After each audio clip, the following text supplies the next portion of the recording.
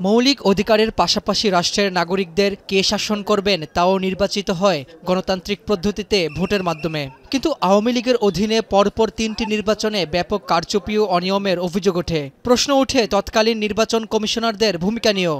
স্বতঃস্ফূর্তভাবে যারা ভোটার তারা কেন্দ্রে উপস্থিত হয়ে স্বাধীনভাবে তাদের ভোটাধিকার প্রয়োগ করার চেষ্টা করছে।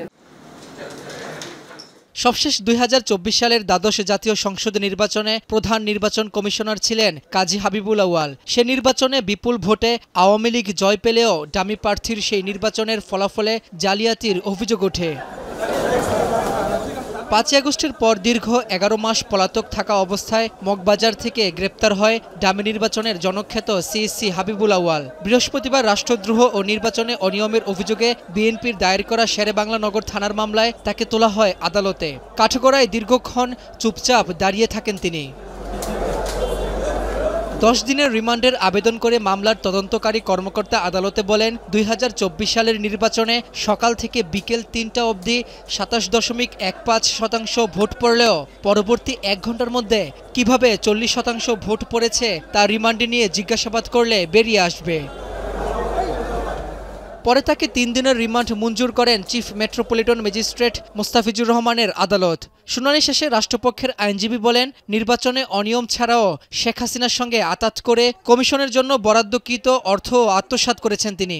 সে স্বীকার করেছে যে ওই নির্বাচনটা দামি নির্বাচন ছিল এবং সেও স্বীকার করেছে যে ওই নির্বাচনটা প্রহসনের নির্বাচন ছিল।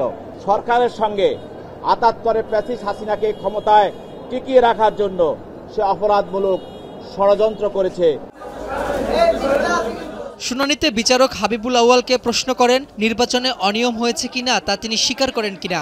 এ সময় ডামি নির্বাচন হয়েছে স্বীকার করে সাবেক সিএসসি বলেন, রাজনৈতিক প্রেক্ষাপটে দিতে হয়েছে, কমিশনারদের কোনো উপায় ছিল না। দলীয় সরকারের অধীনে সব নির্বাচনই বিতর্কিত হয়েছে। সংস্কার না হলে আগামী ১০০০ বছরেও সুষ্ঠু নির্বাচন হবে না। প্রত্যেকটা ইনকোয়ারি কমিটি যিনি তার সদস্য ছিল প্রত্যেককে আপনি ৫ লক্ষ টাকা করে আপনারা তাদেরকে রিমুনারেশন দিয়েছেন। এইটা কেন দিয়েছেন এটা সদুত্তর উনি দিতে পারেন নাই এবং উনি বলছেন এটা আমি জানি না। নির্বাচন কমিশনের কর্মকর্তা কর্মচারীদের ভাতা বন্টনে অনিয়ম ও অস্বাভাবিকভাবে তাদের ভাতা বাড়ানো কেন হয়েছিল আদালত হাবিবুল আউয়ালকে প্রশ্ন করলে তিনি তার কোনো সদুত্তর দিতে না পেরে এক পর্যায়ে বলেন, আমাকে রিভলভার দিয়ে গুলি করে দিন।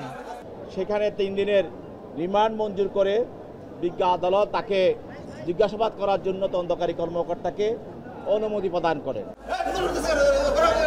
রাব্বি হোসেন, এখন, ঢাকা। একনল অ্যাডভান্সড হাইজিন সোপ, এবার জীবাণু ধুলাবালি ঘাম ক্লিন বোল্ড।